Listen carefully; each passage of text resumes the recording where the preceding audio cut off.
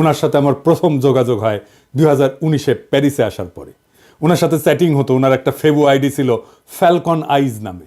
নানা বিষয় আলাপ হইতো, ব্যাপক পড়াশোনায় ভদ্রলোকের। আমার সাথে ফোনে বা ভিডিওতে কখনো কথা হয়নি, তবে আমার ঘনিষ্ঠ সার্কেলের অনেকের সাথেই নিয়মিত কথা হইতো। আমি কথা বলতে চাইছিলাম, উত্তরে বলছিলেন বলবো সময় হইলেই। আমার স্বাধীনতা উত্তর বাংলাদেশ বইটা প্রকাশিত হইলে পড়তে চাইছিলেন, আমি পাঠাইছিলাম সুইডেনে ওনার এক শিষ্যের কাছে। উনি বই পাইয়া বই হাতে ছবি পাঠাইছিলেন, এটা নিশ্চিত করতে যে ওনার কাছে পৌঁছাইছে। আমি আমার সার্কেলে ওনারে বড় ভাই বলে ডাকতাম। জিজ্ঞেস করতাম, বড় ভাই কেমন আছেন, কি বলেন। কোনো রাজনৈতিক পরিস্থিতিতে জানতে চাইতাম বড় ভাইয়ের রিডিং কি।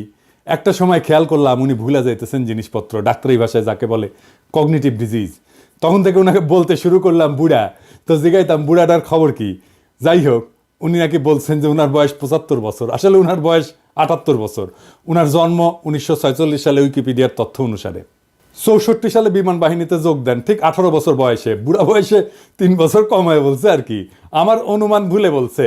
এপিসোডের স্ক্রিপ্ট লিখতে লিখতে ওনার ছবিটা খুঁজতেছিলাম, যে ছবিটা দেখাইলাম আমার বই হাতে, ছবিটা পাইতেছিলাম না। তো সুইডেনের বাইরে ফোন দিলাম, তো উনিও খুঁজতেছেন। এর মধ্যে বুড়া ফোন দিছে ওই সুইডেনের বাইরে।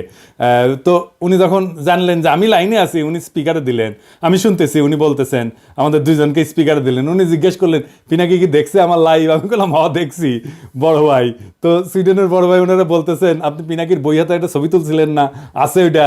আমি শুনতেছি। তো বুড়া বলতেছে, পিনাকি বই লিখছে নাকি, কই আমি তো দেখি নাই। তো রিসেন্ট মেমোরি নাই হয়ে যাইতেছে, আর্লি সাইন অফ আলঝেইমার্স।